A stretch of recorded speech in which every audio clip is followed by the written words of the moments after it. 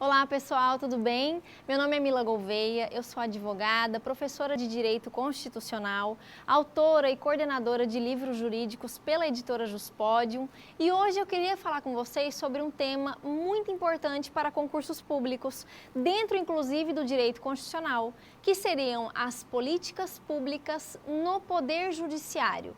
A gente vai analisar alguns conceitos importantes e no final dessa aula eu gostaria de conversar com vocês sobre o aprofundamento desse tema em relação a algumas consequências para o Poder Judiciário dessa nova tendência que ela não é apenas nacional, esse fenômeno de políticas públicas dentro do Poder Judiciário, ele é mundial. Na introdução, a gente vai analisar a principal justificativa disso, por que políticas públicas estão sendo discutidas dentro do Poder Judiciário. Vamos para a lousa um pouquinho. Conforme essa frase diz, desde a Segunda Guerra Mundial, houve um avanço da justiça constitucional sobre o campo da política majoritária. O que isso significa? Que após a Segunda Guerra Mundial, houve uma transmutação em relação a funções que inicialmente deveriam ser desenvolvidas pelos poderes legislativo e poder executivo para o Poder Judiciário. Para que você compreenda melhor, é preciso que você analise, junto comigo aqui na lousa, quais as funções primordiais do Poder Executivo, do Poder Legislativo e do Poder Judiciário e por que essa função de políticas públicas estão sendo denominadas, estão sendo encaminhadas para o Poder Judiciário. Vamos analisar então qual seria a função do primeiro poder que a gente tem. O primeiro poder seria o poder legislativo.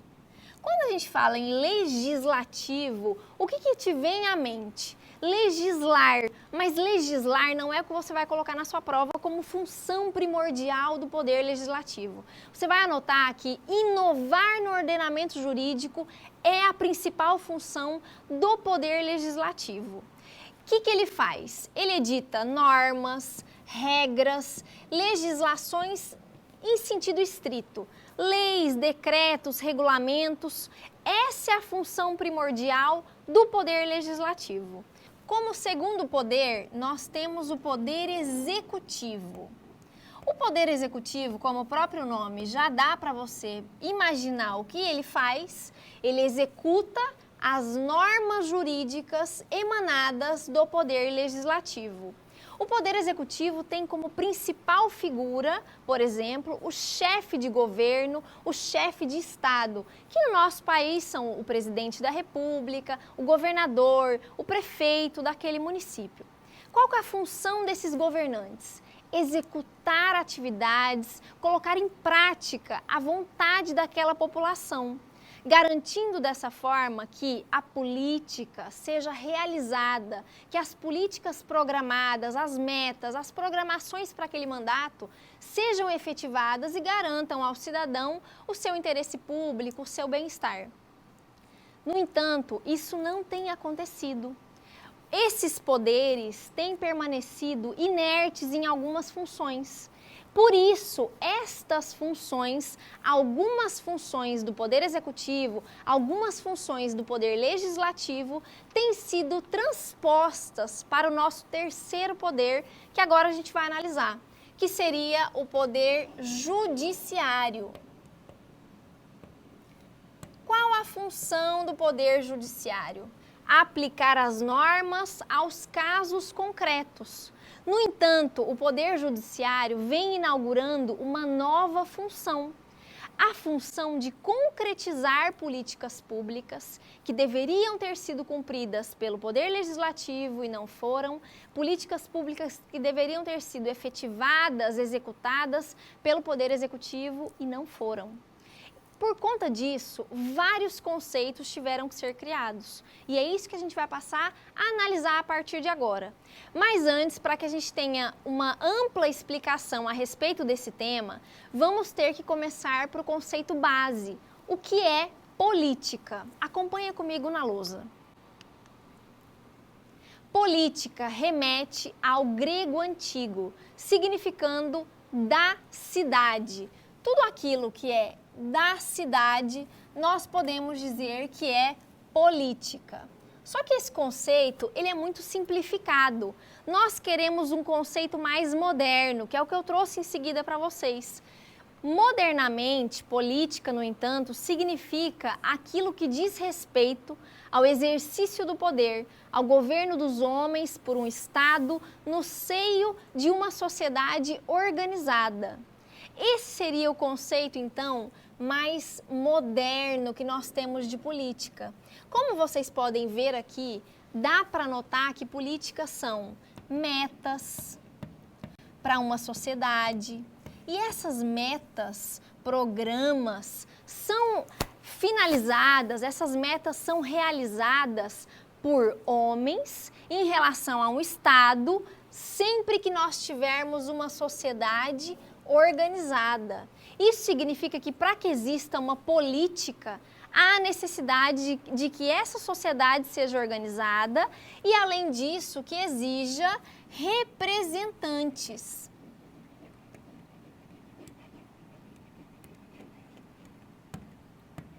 Esse seria o conceito genérico de política.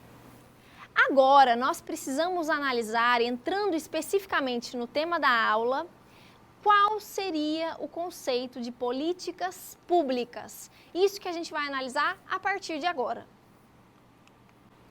Conforme você pode acompanhar, políticas públicas representam a totalidade de ações, metas e planos que os governos nacionais, estaduais ou municipais traçam para alcançar dois principais fundamentos, duas finalidades básicas para o cidadão: o bem-estar da sociedade e o interesse público. Então, tudo aquilo que é feito pelos governantes, representando ações, metas, planos que visam ao bem-estar da sociedade e do interesse público, significa políticas públicas. Vamos analisar agora um conceito mais elaborado que eu trago aqui do José dos Santos Carvalho Filho para que você entenda políticas públicas, certo, mas essas políticas são em que área? Quais facilidades elas trazem para o cidadão? José dos Santos Carvalho Filho, ele esclarece que as políticas públicas são as diretrizes, as estratégias, as prioridades e as ações que constituem as metas perseguidas pelos órgãos públicos em respostas das demandas políticas, sociais e econômicas e para atender aos anseios oriundos das coletividades. Exemplo de políticas que são elaboradas, por exemplo, dentro da saúde, seguridade social e educação. A gente pode verificar que esses exemplos talvez seriam as principais áreas em que a política pública pode ser visualizada. Dentro da saúde, por exemplo, uma política pública que é reconhecida seria a construção de um hospital.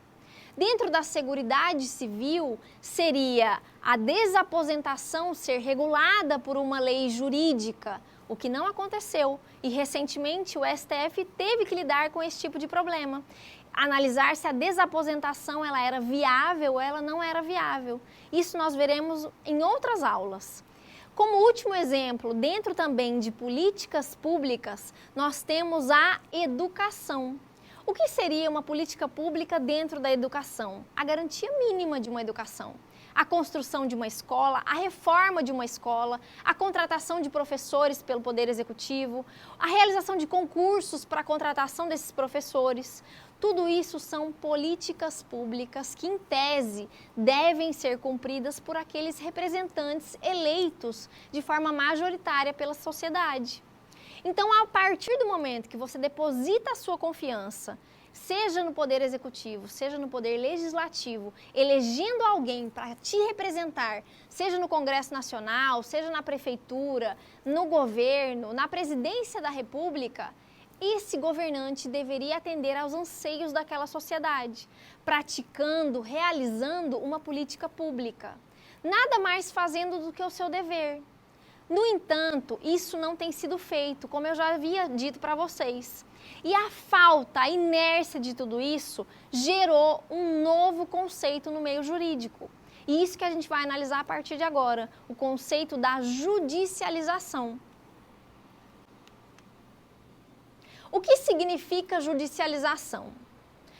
Conforme diz esse exemplo que eu trouxe para vocês, esse slide, judicialização significa que algumas questões de larga repercussão jurídica ou social, grifa isso porque é muito importante. Isso é um dos requisitos para constar esse conceito, ser identificado esse conceito. Larga repercussão política e social. Estão sendo decididas por órgãos do Poder Judiciário e não pelas instâncias políticas tradicionais. Não estão sendo decididas pelas instâncias tradicionais. Estão sendo decididas pelo Poder Judiciário. Quem seriam as instâncias que deveriam estar praticando o que não está sendo feito? Poder Executivo e o Congresso Nacional, por exemplo, o Poder Legislativo. Vamos dar um outro conceito para a judicialização? Qual seria um conceito simples para você memorizar? A transfiguração de questões que deveriam ser solucionadas por poder executivo e por poder legislativo na mão do poder judiciário. Seria uma nova competência do poder judiciário que foi criada não por vontade dele, mas pela inércia dos outros poderes. A gente vai analisar agora no quadro alguns exemplos de judicialização, porque nós não temos uma judicialização apenas de uma área. Como a gente viu antes, as políticas públicas, devem ser realizadas em várias áreas do cidadão. Da mesma forma, a judicialização também deve ser realizada em várias áreas. Como primeiro exemplo, e para te comprovar que a judicialização não é um fenômeno nacional aqui do nosso país, eu te mostro que a judicialização ela é também um fenômeno mundial. Como nesse exemplo do quadro, a gente pode verificar que ela definiu, por conta da judicialização, a definição das eleições do ano 2000 nos Estados Unidos ficou a cargo do Poder Judiciário. E isso significa judicialização da política. Em outras palavras, a área política, o que deveria ter sido decidido pelo poder público dentro do Congresso americano, por alguns políticos reunidos, quem venceu as eleições foi passado para o Poder Judiciário. Poder Judiciário esse que não tinha a competência para a decisão desse assunto tão relevante. Mas, como ninguém decidiu nada, passou-se para o Poder Judiciário, isso chamado judicialização da política. Então, quem disse o vencedor das eleições do ano 2000 foi o Poder Judiciário e não o Congresso americano, por exemplo. Como segundo exemplo de judicialização, agora falando de judicialização da vida, nós temos um exemplo que ficou famoso tanto no Brasil como nos Estados Unidos, que é o casamento entre pessoas do mesmo sexo. Por que isso?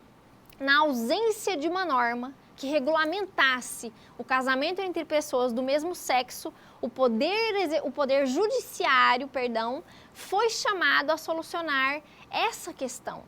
Só que antes de passar para o outro exemplo, eu preciso te explicar uma diferença de velocidades que existe e por que esse assunto, casamento entre pessoas do mesmo sexo, foi analisado pelo Poder Judiciário. Não foi uma questão, talvez, de inércia, foi uma questão de velocidade no tratamento de algumas questões que nos envolvem, que envolvem o cidadão comum. Eu vou colocar um exemplo aqui para vocês, um desenho, para que vocês entendam o que eu estou dizendo. Vamos imaginar a realidade da vida social. A realidade social, ela acontece numa velocidade muito rápida.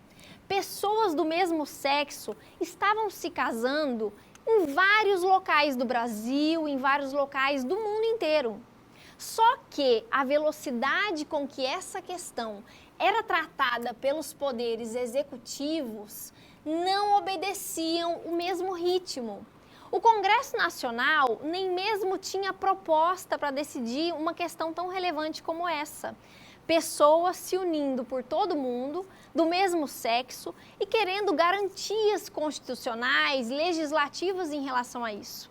Só que o poder legislativo não que ele seja tão atrasado, mas tão assoberbado com diversos outros temas, que não conseguiu alcançar a velocidade da realidade social.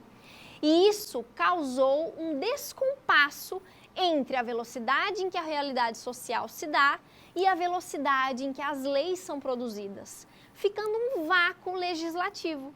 E a alternativa que os cidadãos que queriam se unir, sendo do mesmo sexo, encontraram foi levar ao conhecimento do Poder Judiciário tal questão, obtendo dessa forma a permissão para se casar, ainda que pertencessem ao mesmo sexo, tanto no Brasil como nos Estados Unidos. E isso significou a judicialização da vida, aquele vácuo do poder legislativo, o vácuo do poder executivo, não regulamentando decretos para cartórios, por exemplo, realizarem aquela função de casar pessoas do mesmo sexo.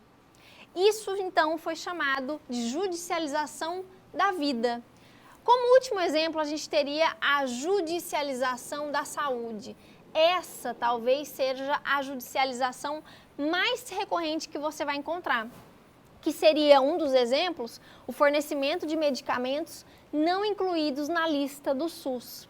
Isso acontece muitas vezes quando um tratamento, e nós temos vários casos julgados pelo STF, pelo STJ, por tribunais estaduais, em que a doença é rara, exige um tratamento específico, mas o SUS, infelizmente, ainda não alcançou aquele progresso de prever em sua lista aquele determinado medicamento, que apenas pode ser encontrado, por exemplo, no exterior.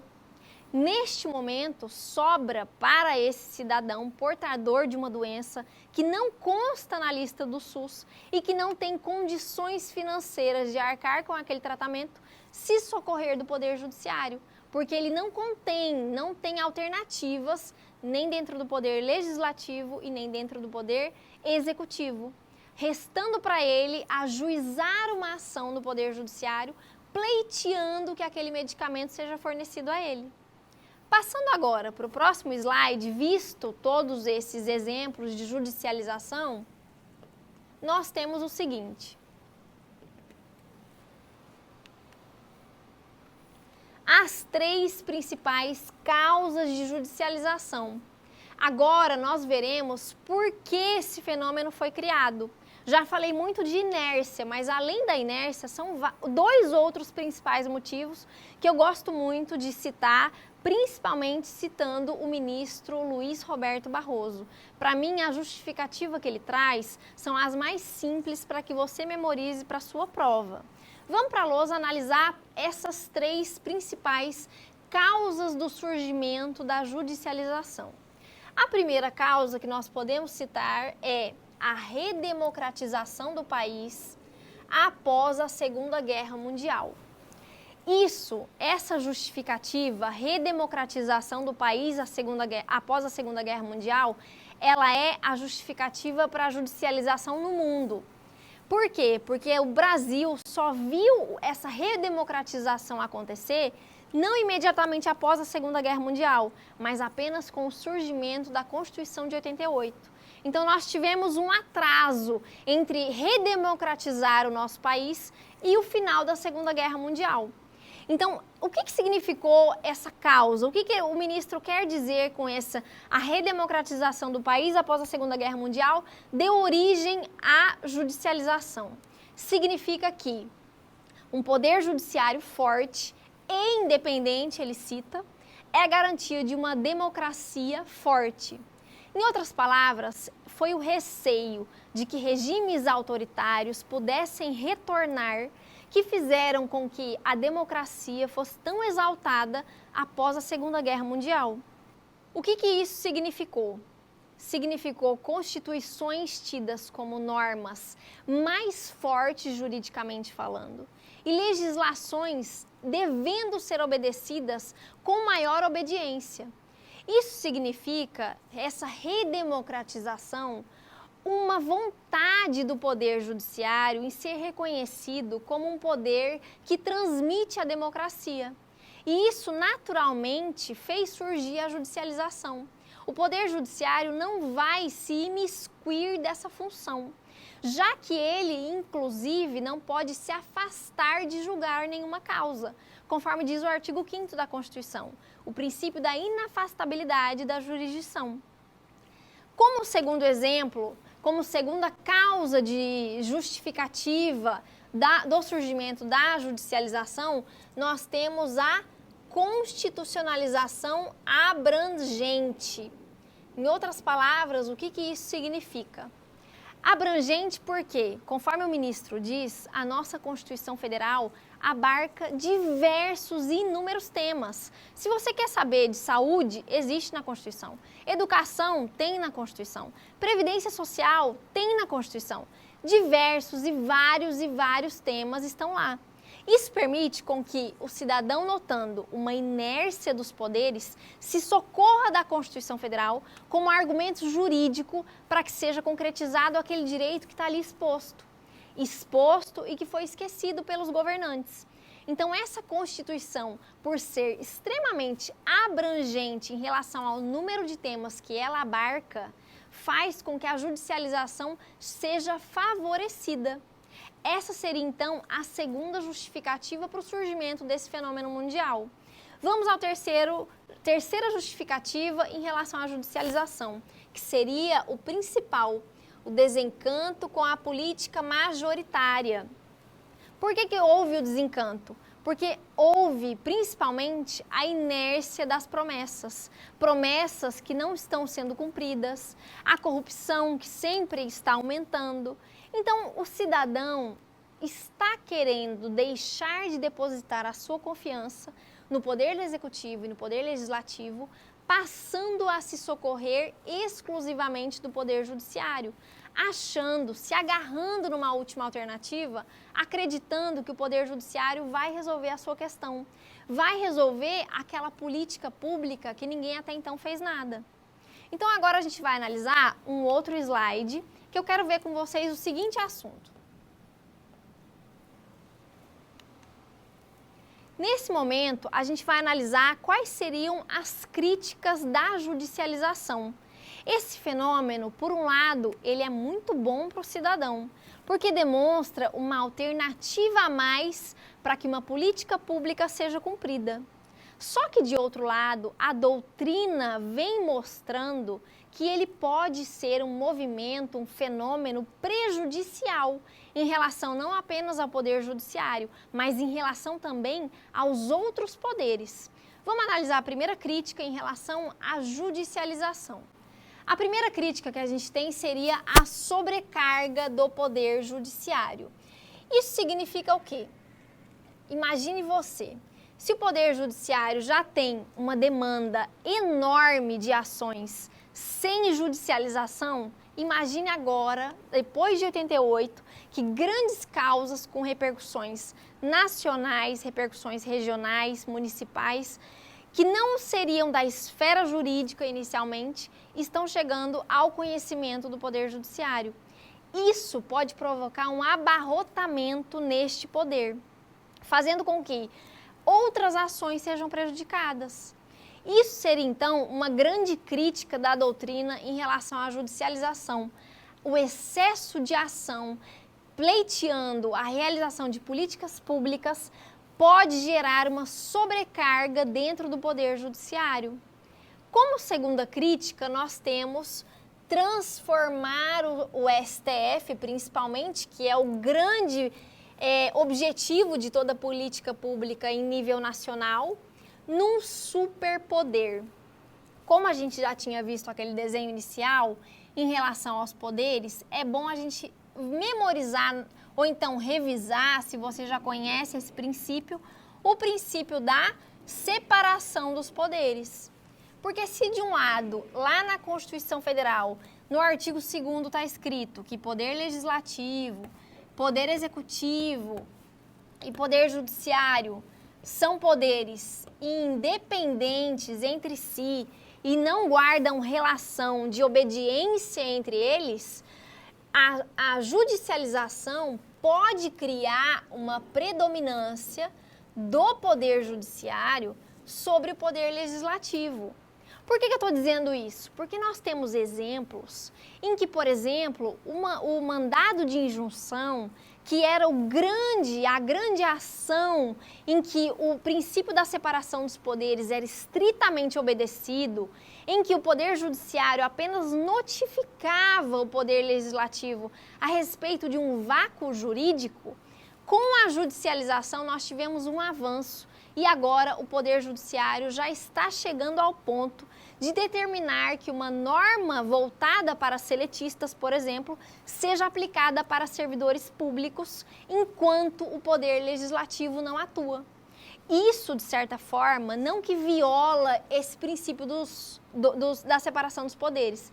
Ele não viola, essa determinação do STF não chega a violar, mas ela demonstra o poder que o STF teve neste momento em que ele determinou poder legislativo, legisle, e enquanto você não fizer, eu, como Poder Judiciário, ordeno que uma norma igual, semelhante, seja aplicada no caso concreto. Antes isso era impensável e com o avanço da judicialização, com cada dia mais ações e ações sobre os mais diversos temas entrados pelo STF, julgados pelo STF, nós vimos esse crescimento do STF em relação a esse tema. Nós vimos que o STF, então, está adotando uma postura mais ativista, que é o que a gente vai ver ainda hoje. O que seria essa postura ativista? Seria o STF aplicando a Constituição de uma forma mais direta, mais imediata, determinando ordens para poder executivo, para poder legislativo. Vamos ver o próximo slide e aí você vai compreender melhor isso que eu estou dizendo. E é isso que eu queria falar com vocês agora. Então veremos agora um conceito chamado ativismo judicial. O que seria o ativismo judicial? Nas palavras do ministro Luiz Roberto Barroso, ele é um conceito primo de judicialização. Que se judicialização de um lado é um fato, o ativismo judicial é uma atitude do Poder Judiciário. Vamos analisar o conceito no quadro? Enquanto a judicialização é um fato, novamente ele colocou aqui, o ativismo é uma atitude do Poder Judiciário. É a escolha de um modo específico e principalmente isso, um modo proativo de interpretar a Constituição, expandindo seu sentido e seu alcance. Isso é muito importante que você memorize. No ativismo nós estamos falando de uma atitude proativa do Poder Judiciário ao interpretar a Constituição Federal de forma direta, que é o que a gente vai ver já já, e principalmente expandindo o seu sentido e o seu alcance. É por isso, notando esse ativismo judicial, que críticas doutrinárias falam que temem esse ativismo, já que nós estamos dando um poder a mais para o STF, um poder a mais para o Poder Judiciário, como é que ficaria a competência dos outros poderes em relação a essa expansão em relação ao Poder Judiciário? Estamos expandindo o alcance, o sentido da Constituição Federal. Será que isso teria algum prejuízo? Nós ainda não estamos capacitados, nem doutrina, nem jurisprudência, para analisar consequências mais sérias em relação ao ativismo. Por quê? Porque o ativismo é novo no Brasil. Se nós falarmos que essa postura do judiciário teve início no ano de 88 com a Constituição Federal, nota-se que é um fenômeno novo. Então ninguém sabe onde o ativismo vai chegar. É por isso que a gente precisa analisar esse conceito com mais cuidado. Precisamos ver quais as características, a origem do surgimento, e é isso que a gente vai analisar a partir de agora. Na origem, a gente vai remeter essa origem desse termo ativismo lá nos Estados Unidos. No ano de 1947, ele foi utilizado pela primeira vez por um historiador. Foi a primeira vez que se falou, então, no termo ativismo, mas foi somente entre os anos 1954 a 1969, que ele serviu como um rótulo da Suprema Corte Americana por contar com sua postura proativa. Veja que a atitude proativa se repete aqui. Frente a áreas estritamente comandadas pelo Estado até então. Um dos principais acontecimentos dessa fase aqui foi que decretou-se dentro da Suprema Corte Americana o fim da segregação por raças nas escolas americanas. Essa postura ativista da Suprema Corte Americana vale muito a pena que você memorize, que você tenha como origem desse termo ativismo judicial. Esse termo, então, ele surgiu no ano de 1947, ganhou força esse termo entre essas décadas de 50 e de 60, por conta da postura específica da Corte Americana, da Suprema Corte Americana. Então você veja, o que seria agora, colocando num exemplo, para que você entenda de vez o que seria o ativismo judicial. Vamos no quadro que eu vou fazer um esquema para você. Primeiro, nós temos o primeiro passo chamado judicialização. Entra-se com uma ação judicial no Poder Judiciário, pleiteando uma política pública. Eu quero uma política pública com aquela ação.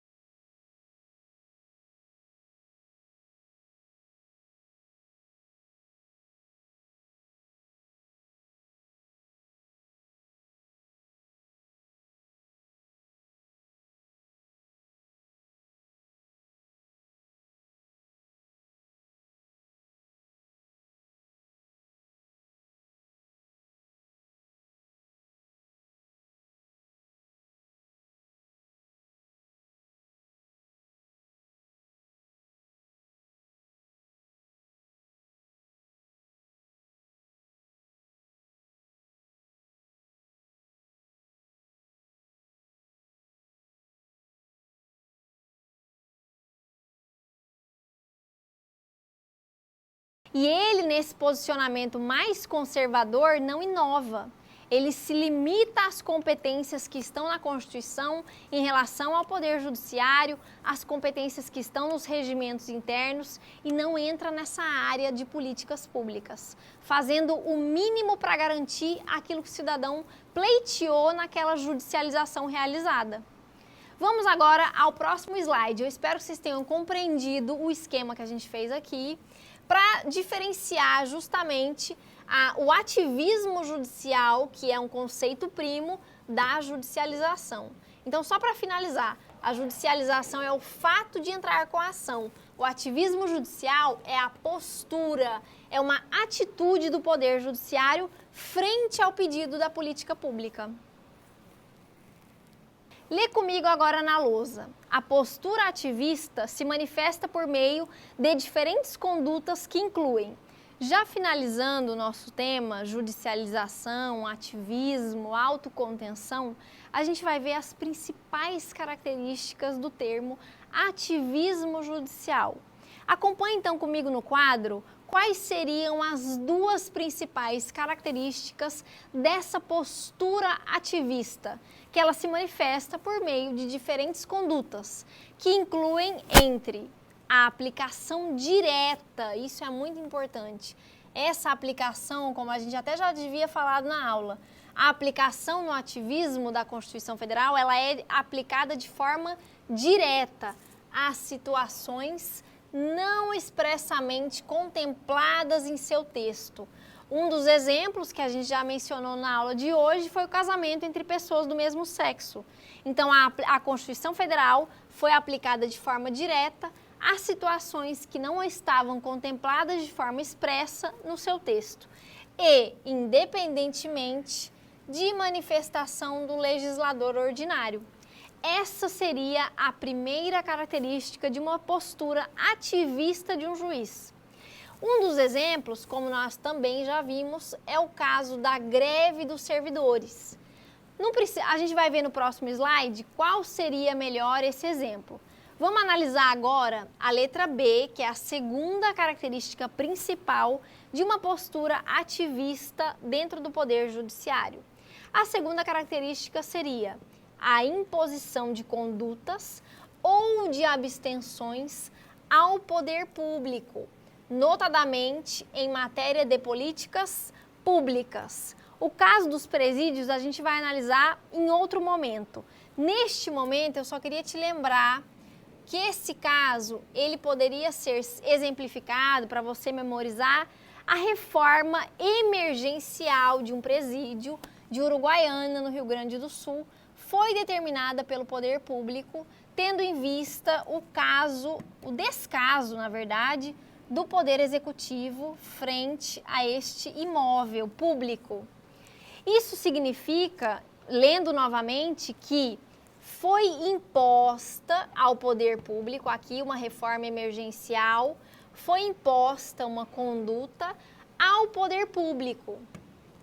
O poder público foi condicionado, ele foi obrigado pelo Poder Judiciário, numa ação judicial, a reformar um presídio em caráter emergencial. Isso seria uma postura ativista? Seria, conforme a gente acabou de analisar. Agora, a gente vai analisar dois exemplos de casos clássicos em relação ao STF, em que esse ativismo ficou muito claro. Vamos para o próximo slide que você vai entender um pouco melhor.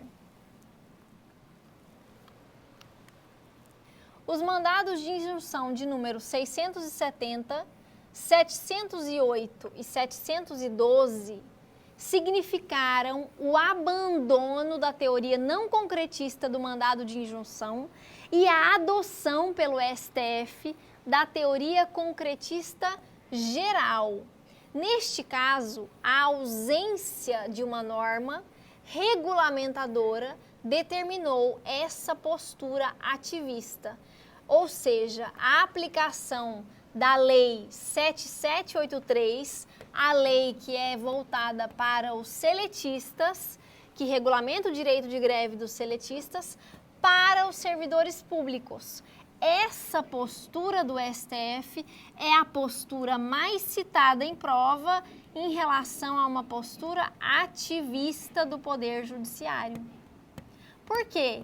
Nós temos aqui todas as características dentro desse julgado, temos todas as características do ativismo judicial sendo aplicado a um caso concreto.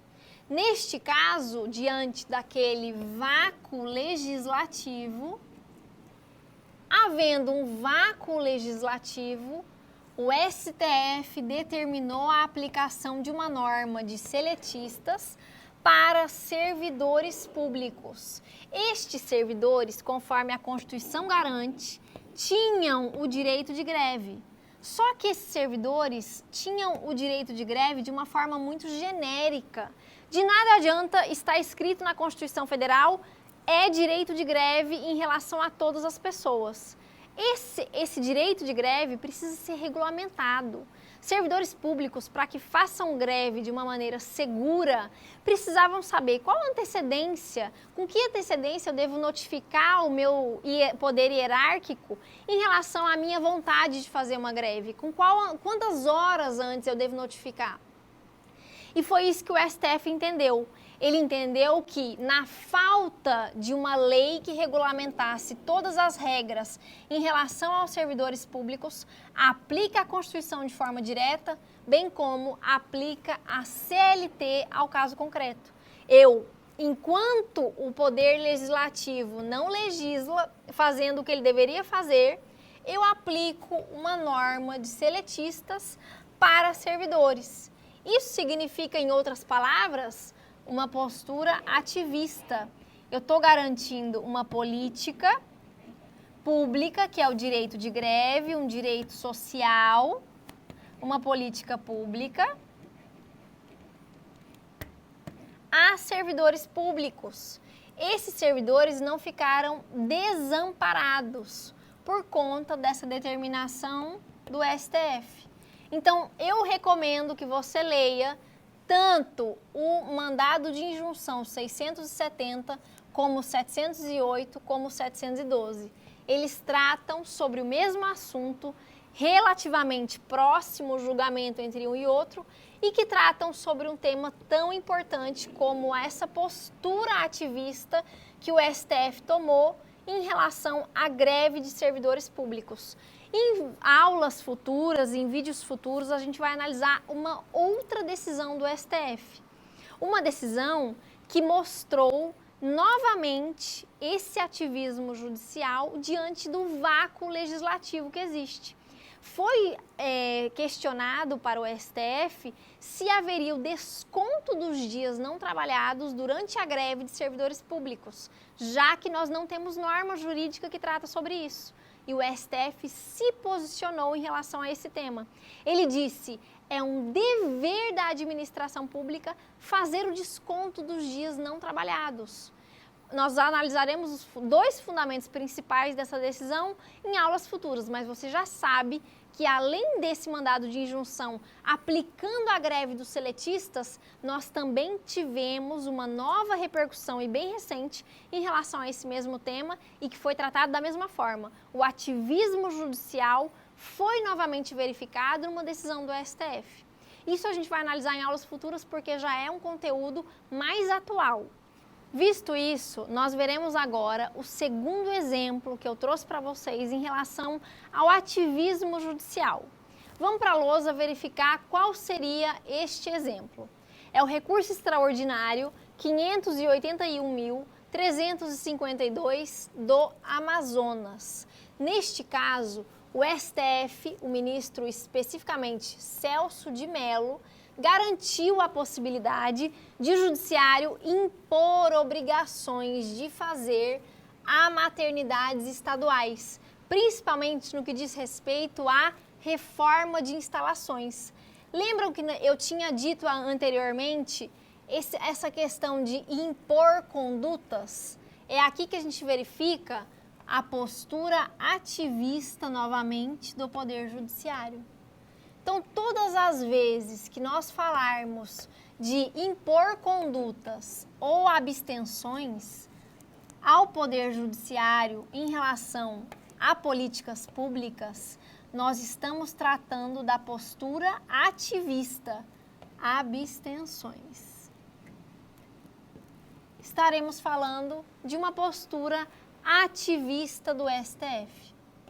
Qual seria, para a gente encerrar esse bloco de hoje, a postura contrária do STF? Seria uma postura de autocontenção, também chamada, no termo em inglês, de self-restraint.